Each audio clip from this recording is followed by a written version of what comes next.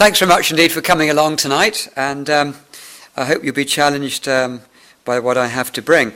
I would like to start by a word of personal testimony in a sense, because when I was an undergraduate, which is some while ago, and I was studying ancient history and classical studies, that's what I ended up qualifying and teaching and researching in.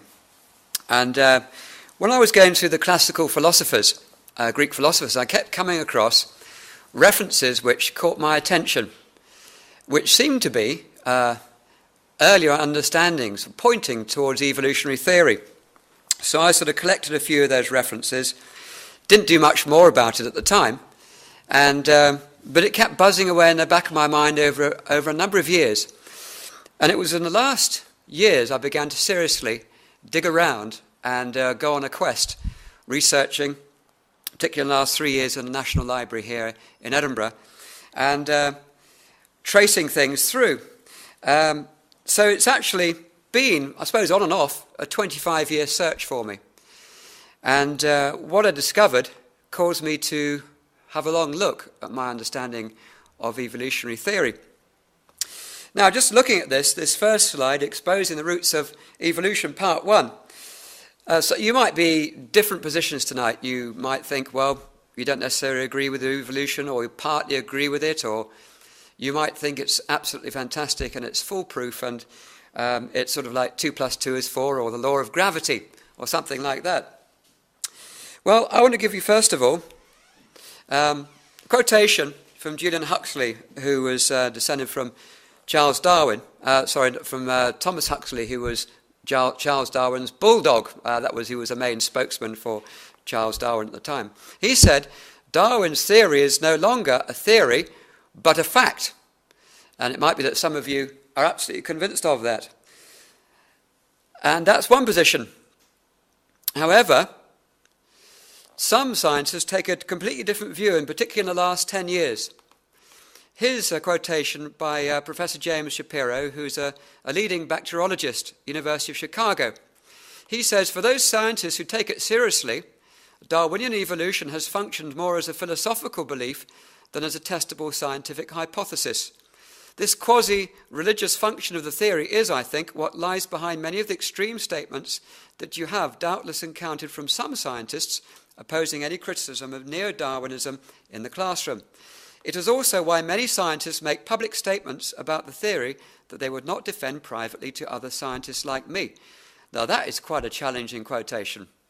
And I don't know how you regard that, whether your blood's boiling or what's going on when you see a quotation from a leading scientist. As far as I know, he has no particular religious axe to grind whatsoever, but this is his observation as a scientist. Before we get into the talk, I really want to look at what is evolution, to make sure that we're actually batting on the same wicket, as it were. And so I've taken an Oxford English Dictionary definition. The origination of living things by development from earlier forms, not by special creation. In other words, there's been a long process from amoeba through to philosophers to us today, but not any divine supernatural intervention that brought it together in the first place. Now, I regard natural selection and adaptation as being very clear scientific principles, because they can be observed, they can be repeated, and they can be examined thoroughly. However, the theory of evolution is actually really quite open, because the fact is, it's impossible yet to recreate a universe and to observe everything happening and take notes on it. So we can assume things, we can aim at things, we can have a good sort of intelligent guess at things, but we cannot say necessarily that evolution and its whole thing, from the cosmos right through to biological evolution, is concrete science. The purpose of this talk, though, is not really to look into the science of it. Other people speak on this subject, and last week we had Professor John Walton from St Andrews, who was speaking on the origins of life. Was it evolved, or was it designed? And by the way, you can click onto his talk, which is now available on our website, edinburghcreationgroup.org. But I'm here to demonstrate that evolution has its roots in an ancient philosophy going back thousands of years, and to trace that philosophy to its modern-day form. Now, you might think that it all began with Charles Darwin. I remember studying biology at school, and I thought, that was it. Charles Darwin was this amazing scientist. He went off to the Galapagos Islands and studied wildlife out there, and he wrote his book Origin of Species and published it in 1859, had a world impact. And I thought it all originated with him. And probably most people actually going through the education system would think the same. I've certainly asked a number of students here, and they are under the impression that Charles Darwin really came up with it. But that is simply not true. Often, in major paradigm shifts, as they're called, change of thinking, there have been many people before, and somebody happens to come along and develop the mechanism and launch it and publish it. So let's look at a quotation from Charles Darwin himself. He said, "Until recently, the great majority of naturalists believed that species were immutable productions and had been separately created. This view has been ably maintained by many authors.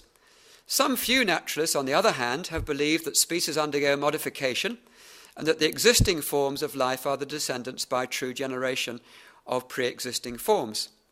Passing over the allusions to the subject in classical writers, the first author who in modern times has treated it in a scientific spirit was Buffon. He was a chap from the Enlightenment period, the 18th century.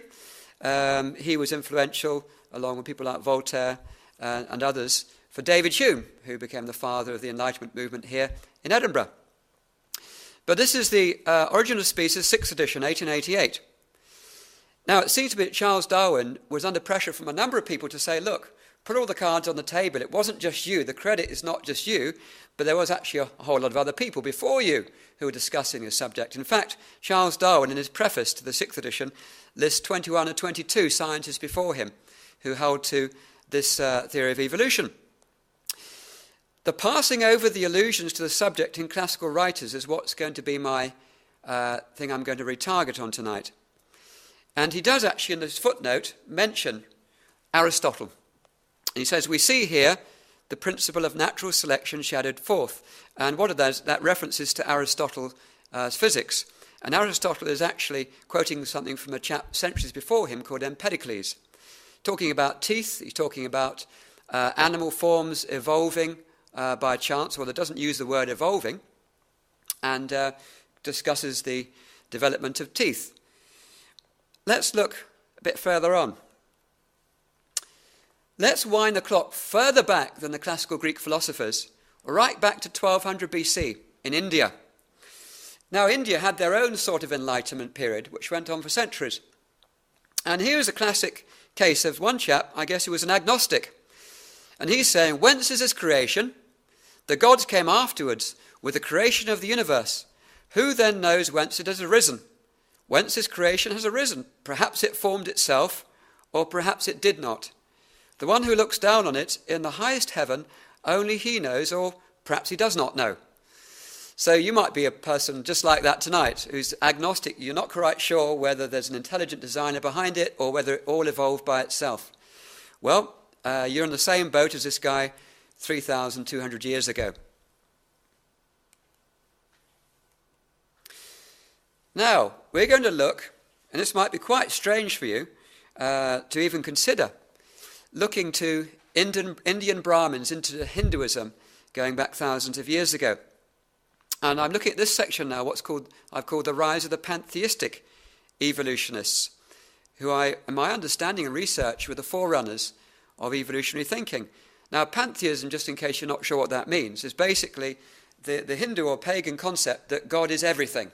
Nature is God. So we will now look at a quotation, just so you see. And it was an interesting thing. When I began to research, I came across others who had actually gone before me and done research. And it's really nice when you actually find others confirming stuff that you've been digging around yourself in the long hours in libraries. But here's a quotation from a man, Sir Moni Williams, who is a professor of Sanskrit, University of Oxford, generally regarded as one of the leading experts in the study of Hindu philosophy and Sanskrit, both in the 19th through to the early 20th century. He says, indeed, the Hindus were Spinozists 2,000 years before the birth of Spinoza.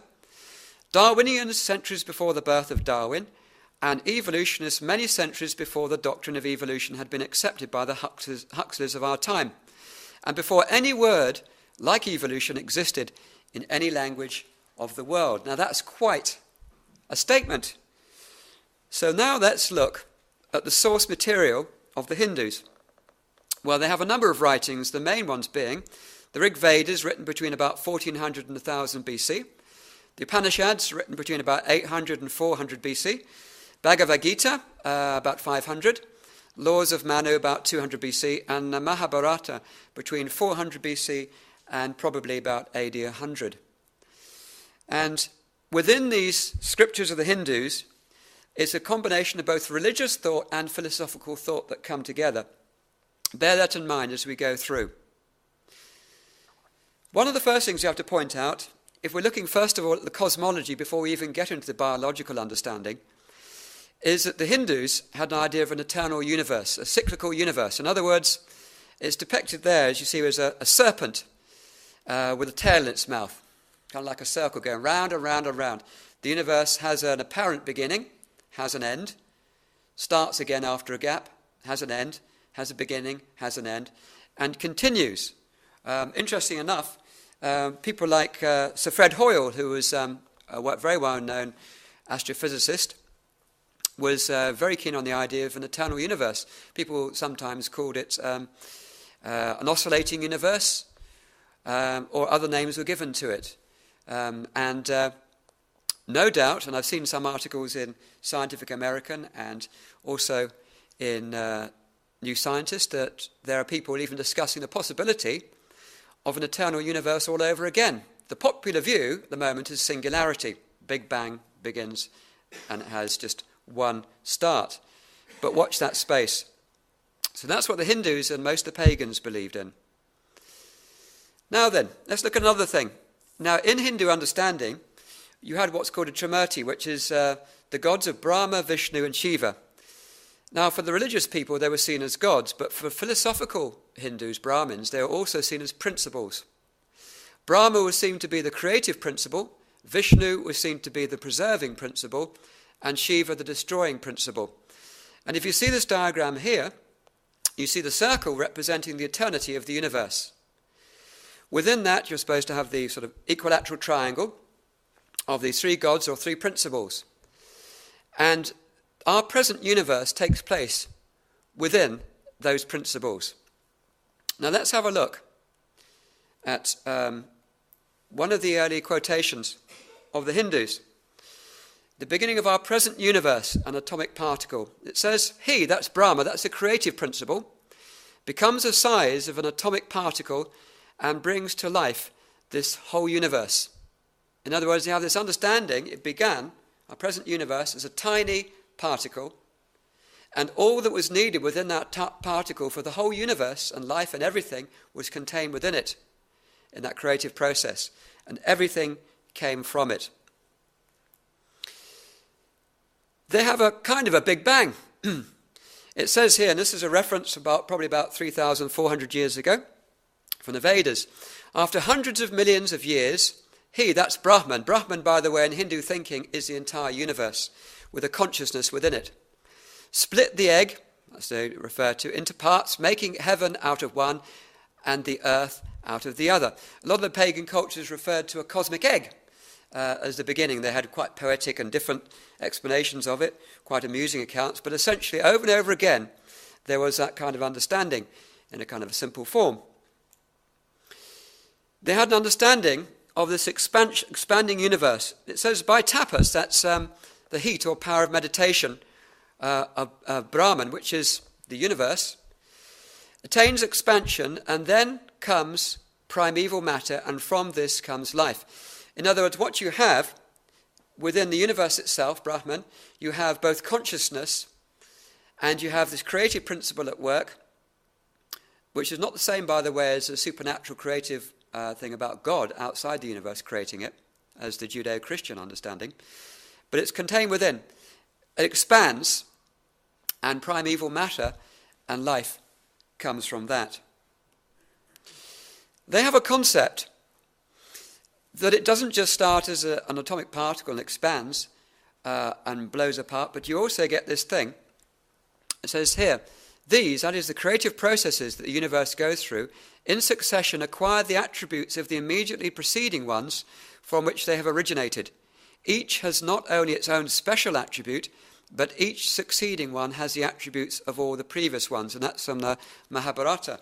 So that principle is contained right from the beginning, at the start of our particular present universe, and is contained within the whole process, including life. That what was before is built on. So in other words, there were more simple forms and more complex forms were built up out of it through a process. So what do we say about the Hindu cosmic evolution in a very simple understanding, not like our complex ideas today? The universe is cyclical. Motion involving consciousness causes an atomic particle to appear. The particle, or the egg, as it expands and explodes, forming the universe. Out of this, there is an evolutionary progression from particles to philosophers. This process takes billions of years. Sound quite familiar, even though this is such ancient philosophical understanding. Let's move on now to Hindu biological evolution and reincarnation. Now, if you look on the right-hand picture, is a picture of reincarnation. In one sense, reincarnation's got nothing whatsoever to do with evolution, because what you have is a person dies and the soul leaves the person and ends up in another life form. It could go up and become another lighter-skinned human being, or it could go down in animal form, depending on karma, whether the person's done good deeds or bad deeds, and so on. That's very much written into Hindu religious understanding. But before you just cast aside reincarnation, there's another point which also is grafted in with reincarnational understanding, is as an upward tree. It's often referred to as a tree of life. You find this often in ancient cultures, what's called the tree of life. And you have simpler forms developing up a tree until they become more and more complex. And that thinking is what we'll trace through tonight. Let me just give you, so I'll put that one back. Yeah. We'll follow that through as we go through tonight. And I'm going to now look at some of the other things in understanding of Hindu thinking. One of the things they believed in was the concept of life from non-life, what we call spontaneous generation, which was accepted for thousands of years, right up till 1869, I think, by Louis Pasteur. It was regarded as being one of the best proofs of evolution, and many of those who, at the time of Charles Darwin, accepted it. Now, they had a more sophisticated understanding of it concerning bacteria, but the more primitive understanding of it was this, that things like mosquitoes, gnats, lice, flies and maggots, other species of this sort, originate from heat, are born of sweat or moisture. This was known in the Egyptian understanding. Aristotle later also took it through into the Western understanding. In other words, that life can come by itself from non-animate to animate, and that is a very important link as we look through. Now, here's some quotations from some of the Hindu writings. This one, they, the plants, have an eternal consciousness. In this terrible cycle of transmigration, that's another word for reincarnation, which moves relentlessly on and on, the levels of existence are said to begin with Brahma, that's the creative principle, remember, and to end with them, laws of Manu. Another one, whatever creation is born is resolved once more and is moved again by the merits and demerits acquired in that life and enters into another body resulting from its deeds. His habitation always resulting from nascience, desire and acts. He migrates from one body to body, leaving off one another repeatedly, urged on by time, like a person leaving house, one after another, in succession. So you have that reincarnation thing, but you also have an upward push that's going on, driven on by desire. And we'll find this also mentioned in what's called the Padma Purana. It says that there are 20,000 species of non-mobile plants, svara. 900,000 species of aquatic creatures, 900,000 species of amphibians and reptiles, 1 million species of birds, 3 million species of other creatures such as animals, 400 species of anthropoids, that's called Vanaras, after which the human species, Manchuria, of 200,000 varieties comes into being, and man then engages in purposeful activity to attain perfection. Now what they're saying through that is this tree of life coming from a simple form of plants through aquatic creatures, through amphibians and reptiles, through various animals, through to anthropoids, monkeys, through to apes and so forth, through into the human, 200,000 varieties, which is rather a lot, and man engaging in purposeful activity to attain perfection, which is all about the yoga system, which I mentioned just briefly at the end. But also in the Rig Vedas, going back a long time, they also had an understanding, the evolution, when it came to man, you then had the caste system. You had the Sudra, which were the dark-skinned African or Aboriginal human beings.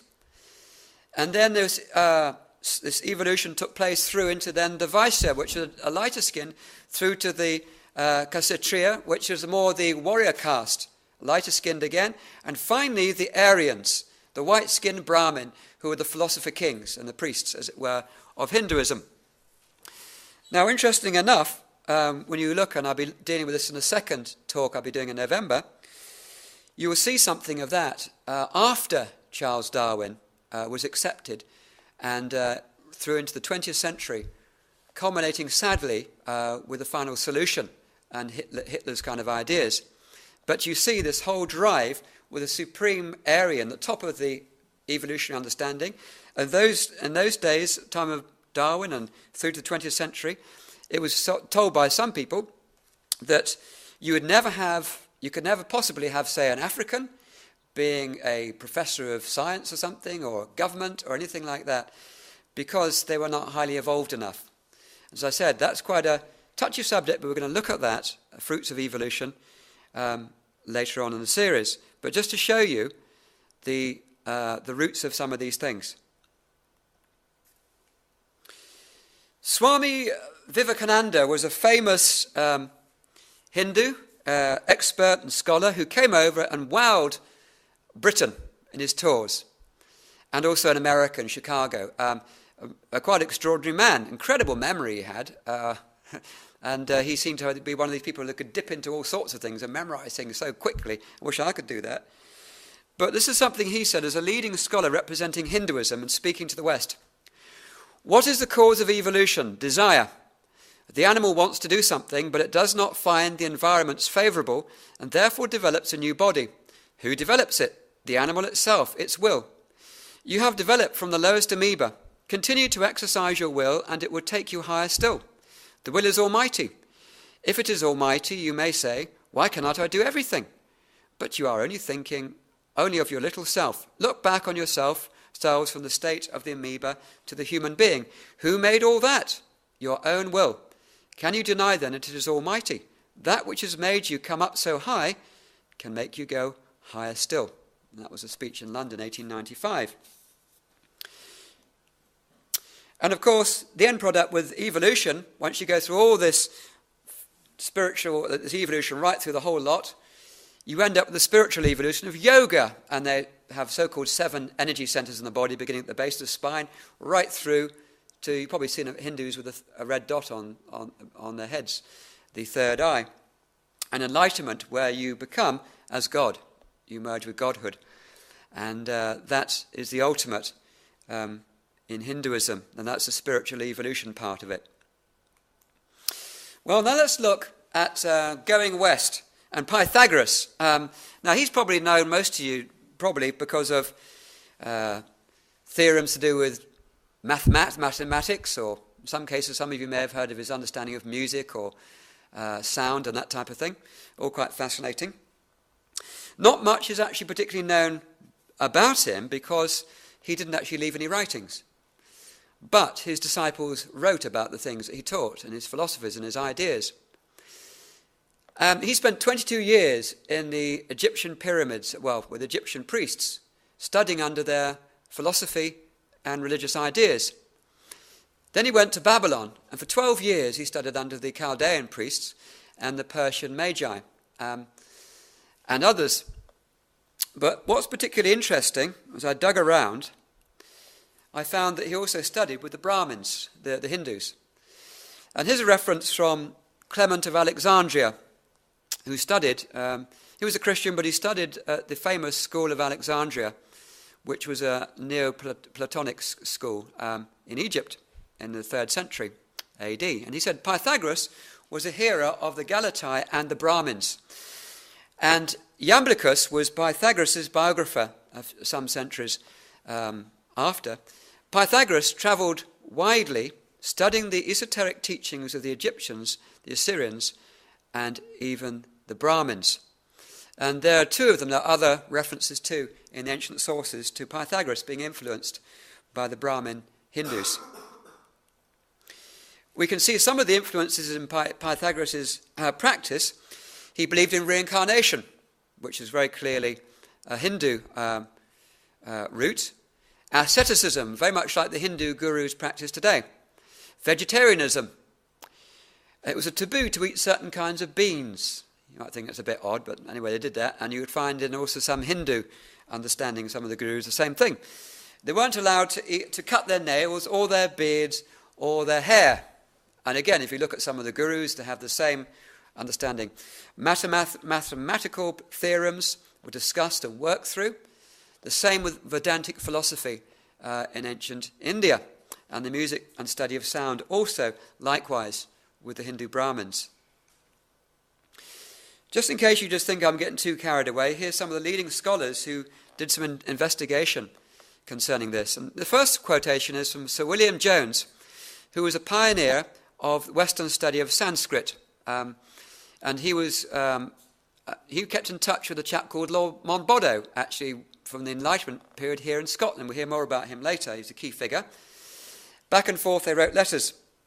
And he said to Lord Monboddo, the analogies between the Greek Pythagorean philosophy and the Sankhya school are very obvious. Sankhya was basically, there were two main schools of philosophy in ancient India. One was Vedantic, the other was Sankhya. So that's his understanding. Professor Rawlinson was an archaeologist, Victorian period, and he said, it's more likely that Pythagoras was influenced by India than by Egypt. Almost all the theories, religious, philosophical and mathematical, taught by the Pythagoreans were known in India in the 6th century BC. In fact, centuries before Pythagoras was even born, those things were being discussed in India, and the Brahmins travelled and discussed them with other people. I love to debate with people in the marketplace. Let's move on to another figure. Pythagoras and Plato, and later we'll look at Aristotle, are key people in founding a lot of the Western understanding and philosophy. Now, Plato was a disciple of Socrates, and Socrates, we read in some of the ancient writings, debated with some Brahmin priests, Brahmin philosophers in the marketplace in Athens. Socrates himself believed in reincarnation, and some of the ideas you follow through Plato's writings, when he's speaking as a mouthpiece for Socrates, are very similar to the Hindu understanding. Plato was, of course, influenced by others. He went through studying different philosophers. Heraclitus, who said that everything came through fire, and various other ones. But he spent a lot of money buying some very ancient books in his collection on some leading Pythagoreans, all about physics and science and metaphysics of philosophy. And he had a great influence from Pythagoras as well as Socrates. Now, he said in Timaeus, in his own writing, these are the principles on which living creatures change and have changed into one another, the transformation depending on the loss or gain of understanding or folly. Now, he understood, just as the Hindu Brahmins had, that living things can change. They are not fixed, but they change. They go through a process, there's a fluidity, they change. And he understood that, one to another. But he didn't have the kind of understanding we look about, Darwinian, with just purely natural selection and environmental pressures and so on. They were looking at something internal because they believed in a consciousness. Plato believed that God created the world, but it was the same, but the universe was also co-eternal. which is quite difficult to hold those two things together, but that's what he did. But he had a very much this Hindu Brahmin concept, which followed through later on. Other scholars, when they looked at Plato, they realized that the influences again have come from a Hindu Vedantic school. And Sir William Jones, again, this is a quotation of him writing to a letter to Lord Monboddo from the Enlightenment here in Edinburgh. And he wrote, "I have seen enough of it to be convinced that the doctrines of the Vedanta school are Platonic." Another chap, Professor Urwick from the University of London, said, "I affirm very confidently that if anyone will make himself familiar with the old Indian wisdom, religion of the Vedas and the Upanishads, he will shake himself free from the academic attitude and limiting Western conception of philosophy, and will then read Plato's dialogues, he will hardly fail to realize that both are occupied with the self-same search, inspired by the same faith, drawn upwards by the same vision." Let's move on to Aristotle. He was a disciple of Plato, and many of his ideas, Plato, I think, thought he'd be a carbon copy and carry all his ideas through, which he didn't necessarily, because Aristotle thought for himself. He gained a number of his own ideas, but also a lot of his writings were taken straight from the thinking of Pythagoras and the writings of Pythagoreans before him. Now, a chap called Professor Arthur Lovejoy gave a series of lectures at Harvard University, one of the leading universities in America, in the 1930s, and he wrote this book, The Great Chain of Being, a study of the history of an idea. And what he did, and it was really nice to find this book, is he did my work tracing through Aristotle right through to Charles Darwin. And as I said, gave that series at Harvard. Let's look at Aristotle. Unfortunately, the first quotation, I was digging around, I didn't put it in there. But here's a quotation from Aristotle's writings. "Nature gradually, step by step, developed from inanimate substances to living creatures. And again, other bloodless animals generate indeed, but from decaying earth and excrements." That's the same kind of concept that we had with the Hindus beforehand about spontaneous generation, living things coming out of non-living things in a progressive upward thing. And it was what was called the scala naturae, the ladder of nature, from the lowest forms to the highest forms up to humans. I won't read through that one, it's just a quotation of Encyclopedia of Philosophy, just confirming what I just said. Well, let's have a look at the rise of the naturalistic evolutionists. Now, what happened? A chap called Thales, we don't know very much about him, but he believed that everything could come about by itself through natural processes.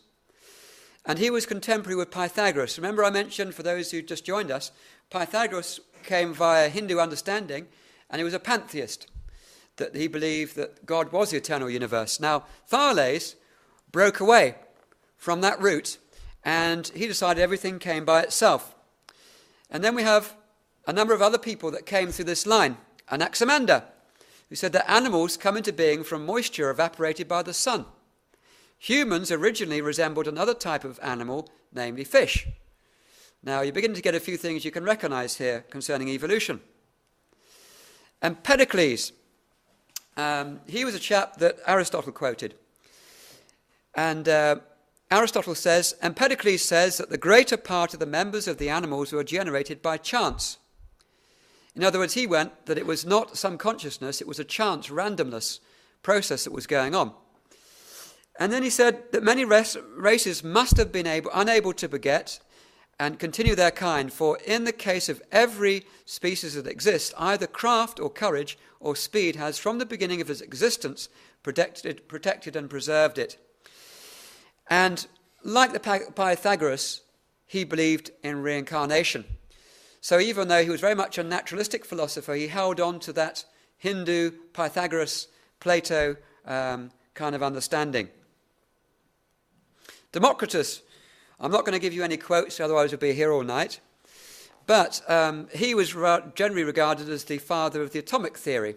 And he said basically that atoms appeared all by themselves, and through the process of randomness, the universe came into being as the atoms built up, and through eventually to life forms and so on. He also spoke about the evolution of language. And he said that human beings, first of all, they grunted like animals, and they went from that to a state of language through that long process. Epicurus, you may probably come across. Again, he talked about everything coming through a random process, natural process, through atoms. Natural selection he spoke about. They didn't use the phrase natural selection, but you read their writing, that's exactly what they're talking about. And Pliny the Elder, who was a Roman later on, a bit of a fan of Epicurus, he said, chance takes the place of God. Well, we move into the time of the early church, and now into the 2nd and 3rd centuries AD. And there was a famous school of Alexandria, led by a man called Ammonius Saccas, who had a great influence at that time. And he's very well known because at that time there were great big squabbles between the followers of Aristotle and the followers of Plato. And one lot were saying, oh, well, it's more by observation. The others were saying it's more metaphysical. And they were arguing back and forth. And he solved the division of these followers by saying, actually, they both had their foundation from Pythagoras, as we've already discovered tonight. There were two figures in the church, Clement of Alexandria on the left-hand side and Origen, his disciple, on the right-hand side. And even though they were Christians, what they did is they brought in an allegorical method of interpreting the Bible. And they brought with them some of the ideas of Plato and so on, that became essentially the door that opened up the way for liberal thinking within the church. Later on, getting to the 1200s, Thomas Aquinas was a well-known monk from that period, wrestling as they were with a sort of a kind of revival of Aristotle and Plato's thinking, and he was trying to work it out and with his understanding of Scripture. We get into, I'm whizzing through these people quite quickly because it would take too long. You get to Leibniz, the German Plato, as he was called, and he was called German Plato, obviously, because he based a lot of his thinking on Platonic philosophy. To John Locke, an English philosopher, famous philosopher. And these kind of ideas about Aristotle and Plato and the forerunner of evolution were being discussed in this period.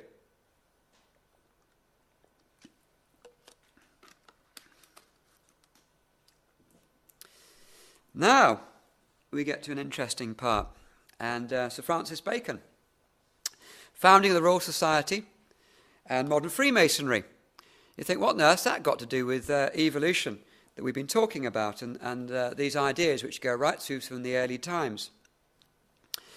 Well, Francis Bacon was regarded as being founder of modern Freemasonry, particularly the Scottish Rite, and also being very much in founding the Royal Society in London in 1660, along with Robert Boyle and Sir Robert Murray. By the way, Murray House in part of Edinburgh University Education Centre is named after him. And you have to bear in mind, Christianity after the Reformation and so on was very strong. And any ideas which were contrary to that, philosophies tended to go underground. In other words, your Aristotle, your Plato, Pythagoras, going back to the Egyptians, Babylonians, all that kind of stuff.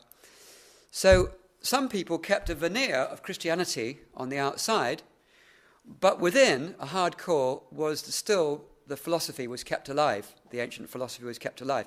You see this, for example, even in Edinburgh. If you go to George Street, you'll see the Grand Lodge of the Freemasons. And on the outside, you have a sculpture of Christ carrying a cross. So you think, oh, it's a Christian thing. But actually, when you go into Freemasonry, you discover it's not actually a Christian thing. Everything's interpreted through a very ancient philosophical system. So, bear in mind too, that the Royal Society, wonderful as it is, because a lot of empirical science, and that's fantastic and great, was also very much founded by a bunch of people who are very much forerunners in Freemasonry. Now, here's a quotation straight from a lecture of an initiation of a 32nd degree Freemason. You don't tend to get this kind of information very often, but here it is for you tonight. It's supposed to be kept secret. But here we go. In the Scottish Rite, you will be taught that our ancient ancestors who knew all the mysteries left enough traces so that today we, with diligent labour and teaching, like we're trying to do tonight, may renew them and bring them to light for your enlightenment. We now come to the great symbol of Pythagoras, our symbols have descended to us from the Aryans, which is like the Hindu Brahmins, and many were invented by Pythagoras, who studied in Egypt and Babylon. That we've already discussed those things. So they already knew this. And this philosophy, this understanding, was kept and preserved within Freemasonry in what's called speculative Freemasonry. And within Freemasonry, you have this understanding of a sort of an evolution up the ladders to a higher degree and a higher degree. On the left-hand side, you have what's called the Scottish Rite, 33 degrees, and on the right-hand side, the York Rite. And they debate about their ancestry and so on, but we won't get into that. Now, let's look at French Freemasonry and the Enlightenment in the 18th century. And if you look at those pictures, the one on the right is from the first edition of Encyclopedia, French Encyclopedia. And on the left-hand side, you probably can't make out very well, but you've got here, these are ionic columns. And here's where the light comes, the enlightenment comes. And these are all women down here. And this woman here, who's kind of veiled, represents truth. And at her feet are philosophy down here, and theology is somewhere down here. Somewhere along there anyway. And there's a whole bunch of these different ideas and so on, and science and everything else. But the light is coming from the Ionic philosophers. Who were the Ionic philosophers? Were those Greek philosophers I was mentioning earlier, those ones I was going through.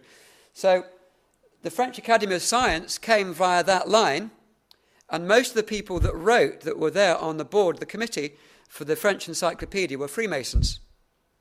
So in other words, you have this philosophy that comes right through the founding of that. Voltaire, of course, who was a very famous person in the French Enlightenment, had an influence on David Hume here in Edinburgh. And he said, "When I first read Plato and came upon the gradation of beings which rise from the lightest atom to the supreme being, I was struck with admiration." So in other words, and he, of course, was a Freemason too, and he, again, was referring to this Plato and this understanding, that quotation I had very early on, about from one form evolving through to another form. This philosophy was there within them. Now we come to home ground. And James Burnet, or Lord Monboddo, who was a High Court judge, quite an eccentric character, he used to take air baths, which in case you don't know what they are, he used to run around like real men with nothing on, he thought. And he was in his garden, in his home, and he'd take ice baths, which in the winter, and it was even colder in those days, Edinburgh. And so he'd have a bath in his garden, break the ice open and have an ice bath, because he thought it was being like the Spartans, really tough. Now, there's a poem by a chap called Lord Neves, who again was a High Court judge in Edinburgh. "Though Darwin now proclaims a law and spreads it far abroad, oh, the man that first the secret saw was honest old Monboddo. The architect precedence takes of him who bears the hoddo, so up and at 'em, land of cakes will vindicate Monboddo." That land of cakes, by the way, is Scotland, saying, it's not Charles Darwin, he may have studied medicine here at Edinburgh University, but give the credit to Lord Monboddo. He's a man from Edinburgh, a true Scots. So let's have a look at this character, Lord Monboddo. Now here's an interesting photograph, a painting rather, of the Canongate Lodge, which is a Freemason lodge down the bottom of the Royal Mile. It's the oldest Masonic lodge building in the world. And here we have Robert Burns, who became the national poet. He was a 32nd degree Freemason, very high up, and real notables and intellectuals and the powerhouse behind the Enlightenment, because most of the Enlightenment was spread through the Masonic lodges, both in France and Germany and here in Britain and in Edinburgh. Now, down here, that's Lord Monboddo, James Burnet, looking on what's going on. And so, there we have him. Now, who were the great influences of Monboddo? Well, he tells us in his own writings, which you can find in the National Library. Those whom I truly call philosophers, such as the Pythagoreans, Plato and Aristotle. See the common theme that keeps coming through again and again? He says, now, I think it's not all probable that the Indians invented so great a science. It came from Egypt. You see, a lot of the Freemasons at the time were convinced that Egypt was a great thing, because you had all these hieroglyphics on the monuments there. And they thought, it's only a question of time. If only we could crack the code, we will be able to understand great science. Of course, when the Rosetta Stone was discovered, with Greek and as a translation of it and everything else, the code was cracked, and now we can translate hieroglyphics, and there was nothing of the sort coming out of Egyptian philosophy, much to Lord Monboddo's dismay, I would have thought. But, as I mentioned before, it was Sir William Jones who was writing from India to communicating with Lord Monboddo, said no, it was the Brahmin Hindus who were the originator of the theory of evolution. Now, here's some quotations from Lord Monboddo. He says, the orangutan, that's an animal betwixt a monkey and a man. 1768, he said that. Another one, there are, I know, many, so it should be, there are, I know, many who will think this progress of man from a quadruped and an orangutan to men such as we see them nowadays very disgraceful to the species. But they should consider their own progress as an individual. In the womb, man is no better than a vegetable. If therefore there be such progress in the individual, it is not to be that there should be progress, is it not to be that there should be progress also in the species from the mere animal up to the intellectual creature? 1795. Now we're getting to Erasmus Darwin. We're getting closer to home. Erasmus Darwin was the grandfather of Charles Darwin. Charles Darwin, his father and his grandfather all studied medicine at Edinburgh University. Erasmus Darwin was a key philosopher and scientist from the Enlightenment period, and he came here and he was initiated into Freemasonry, and he attended the same Masonic lodge as Lord Monboddo and those other men there, and he was influenced by Lord Monboddo. In fact, in his own writings, he quotes and gives reference as an authority to Lord Monboddo. Now, what does he say? He wrote a book called The Temple of Nature in 1803, which is actually a poem. Well, it's actually, he died before then, but it was published in 1803. And you have here this poetry. Unfortunately for us, it has philosophical footnotes, so you don't have to try and guess what he's saying in his poetry, this esoteric poetry.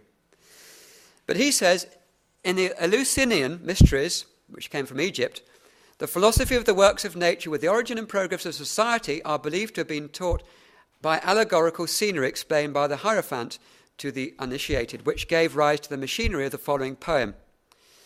Now, you're looking here.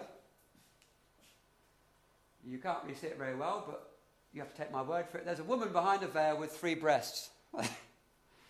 And you've got 2 women here who are unveiling this, and down here and the back, there are all these people in worship and great celebration, ecstatic over the revelation of truth and so on. Now you think that's a bit of an odd thing for Charles Darwin's grandfather to have in his poetry. Well, all will be revealed. Some quotations from Erasmus Darwin about evolution and Pythagoras. Here's a quotation from his poem. So Urs the sage, he's referring to Pythagoras, with scientific truth, in Grecian temples taught the attentive youth. With ceaseless change, how restless atoms pass from life to life, a transmigration mass. And then he says, in the other book he wrote, Zoonomia, which is a scientific book, this idea of the gradual generation of all things seems to have been as familiar to the ancient philosophers as to the modern ones. So he's saying there's nothing new with modern day, and bear in mind he was before obviously his grandson. I guess, well, he did, not sure about the actual date, we wouldn't have met his Charles Darwin, wouldn't he? Because I think Charles Darwin was 1809 when he was born. But that sort of time. And there he is, he's saying, look, you think this is new? No, it's not. It's been around for thousands of years. Here's a bit of a quotation from Temple of Nature. God, the first cause. Bear in mind, he believed that God triggered off everything at the beginning. But he also believed in an eternal universe, like Plato. But he said, God, the first cause, in this terrene abode, young nature lisps, he is a child of God. From embryon births her changeful forms improve, grow as they live and strengthen as they move. ere time began from flaming chaos hurled, rose the bright spheres which form the circling world. Earths from each sun with quick explosions burst, and second planets issue from the first. Then whilst the sea at their coeval birth, surge over surge involved in shoreless earth, nursed by warm sunbeams in primeval caves, organic life began beneath the waves. And he says about, hence, without parent, by spontaneous birth, rise the first specks of animated earth. From nature's womb the plant or insect swims, and buds or breathes with microscopic limbs.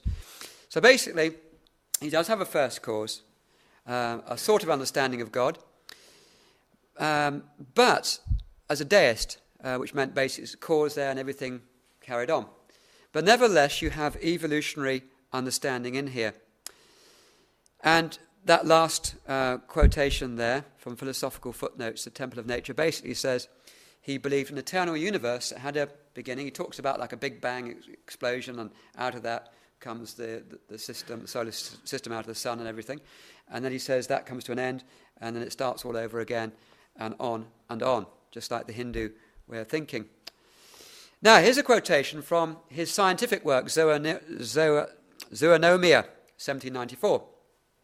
He says, from thus meditating on the great similarity of the structure of the warm-blooded animals, and at the same time of the great changes they undergo both before and after their nativity, and by considering in how minute a portion of time many of the changes of animals have above described have been produced, would it be too bold to imagine that in the great length of time, since the earth began to exist, perhaps millions of ages before the commencement of the history of mankind, would it be too bold to imagine that all the warm-blooded animals have arisen from one living filament or cell, which the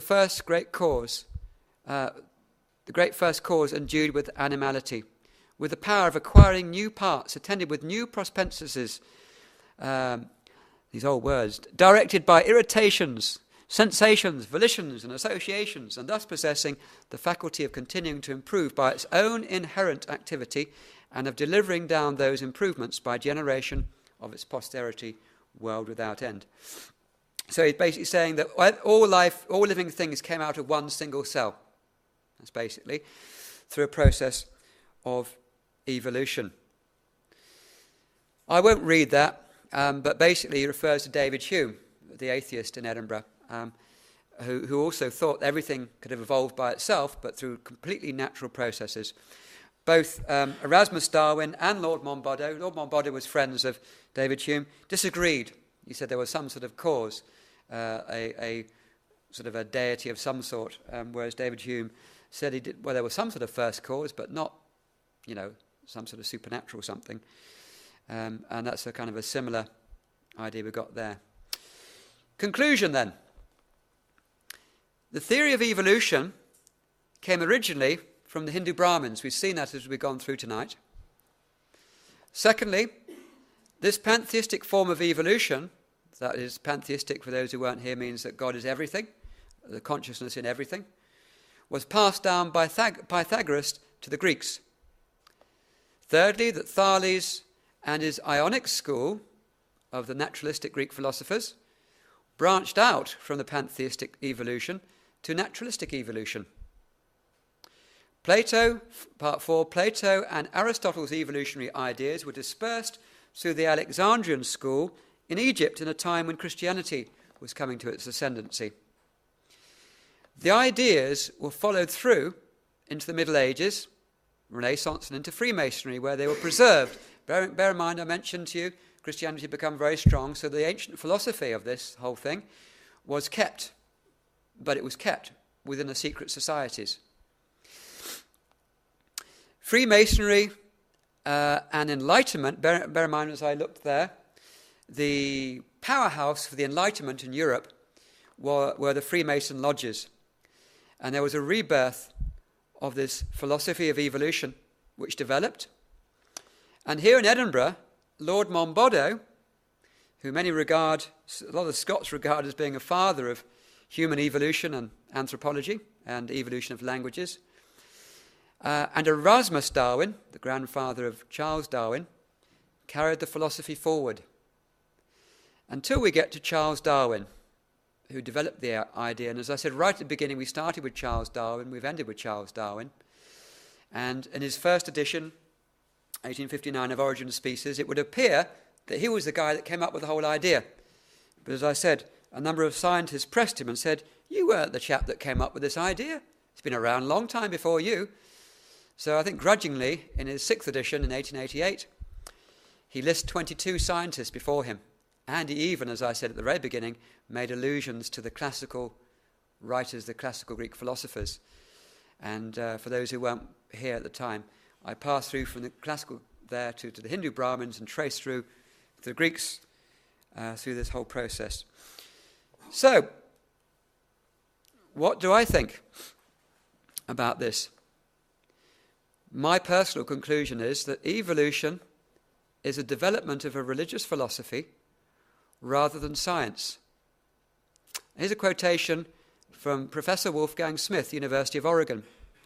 He said, as a scientific theory, Darwinism would have been jettisoned long ago. The point, however, is that the doctrine of evolution has swept the world not on the strength of its scientific merits, but precisely in its capacity as a Gnostic myth. It affirms, in effect, that living beings create themselves, which is in essence a metaphysical claim. Thus, in the final analysis, evolutionism is in truth a metaphysical doctrine decked out in scientific garb. In other words, it is a scientistic myth. Very hard-hitting quotation from a professor of mathematics at the university. But there we are. And my personal understanding is this. I feel that natural selection and adaptation, as I said at the beginning, are scientific principles. They should be taught within the scientific departments. Evolution, I see rather as a philosophy, ought to be taught in the Department of Philosophy. That's my hope and desire. And I hope you've been challenged tonight by what I've said. And if you have any questions, please fire ahead.